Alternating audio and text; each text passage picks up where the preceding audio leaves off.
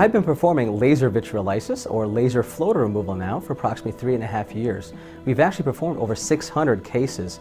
It's funny how I got started. Like a lot of us out there, I was kind of naive to vitreolysis, and I didn't really understand the process, the technology, the technique. And actually, I was kind of skeptical. I had a primary care doctor friend of mine who had been seeing me every single year for a floater.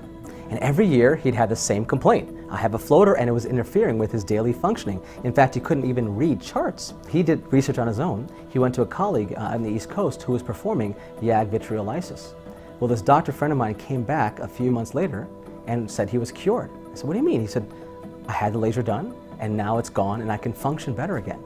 Well, just at that time, it was before the Academy meeting, and our old YAG laser had died out finally. Alex had just come out with the Ultra QR, and at that time, I had needed a laser anyways, and they had talked about vitreolysis.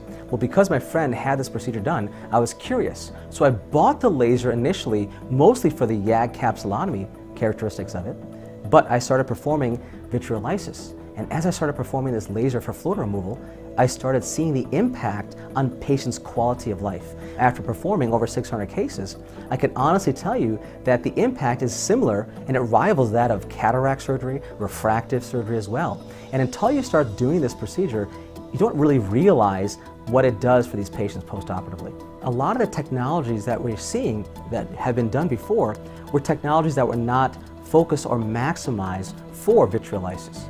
As cataract surgery changed, as the technology changed, so did the technique and vice versa.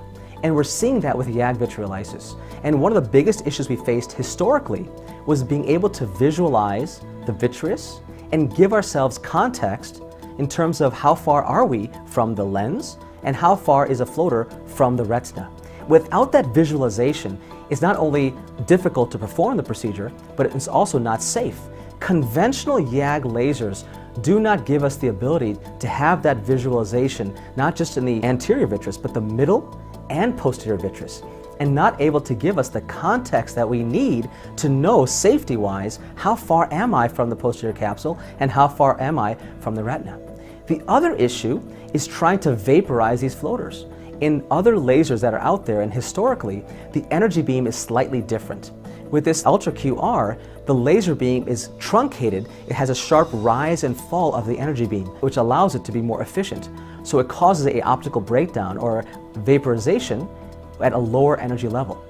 But also you can increase the energy level and have less dissipation of energy. It's a non-linear rise in dissipation of energy as you rise in the actual energy treatment. Some of the doctors in the past that have tried vitreolysis were using energy levels that were sometimes in the area of 1 to 2 millijoules.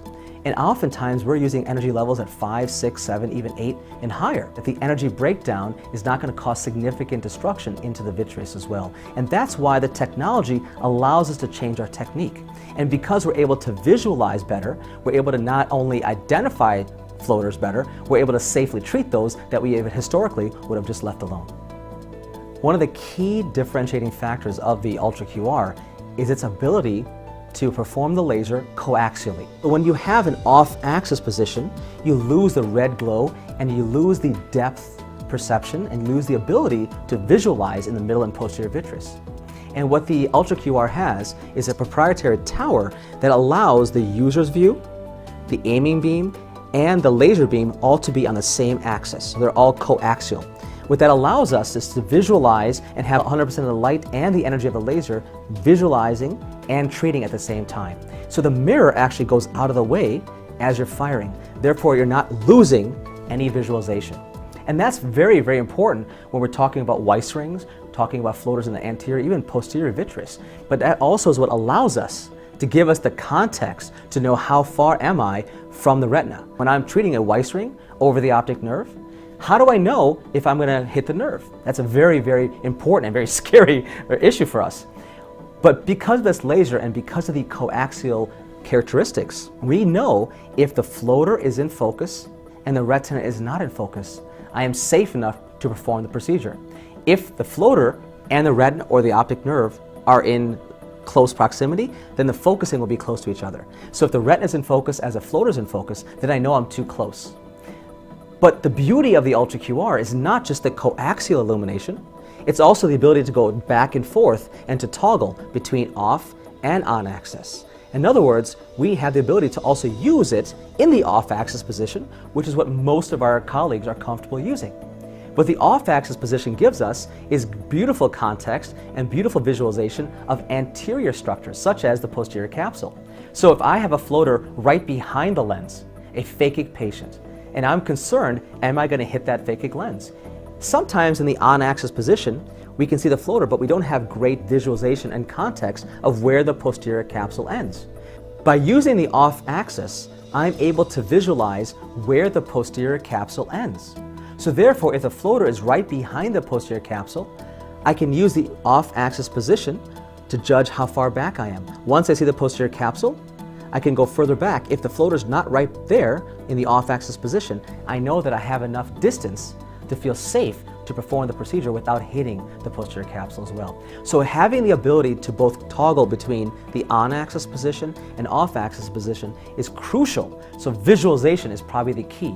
The second part is the energy source as well. Having ability to perform the procedure rather, in a higher energy setting without much dissipation of energy in the vitreous. Well, here we are performing YAG vitreolysis with the Ultra QR. And I'm toggling back and forth between the on-axis position, where there's a red glow, but you see the floaters are more camouflaged behind that red glow. So I go in the off-axis position, and now you're seeing these floaters stark white. That's because you lose that red glow, and you get a better contrast. It also helps visualize the aiming beams. And I can go anterior and posterior to help me visualize how far I am from the posterior capsule. In this accommodating lens, I do not want to pit the lens, so I'm always concerned about making sure I'm not too close to the lens that we had implanted.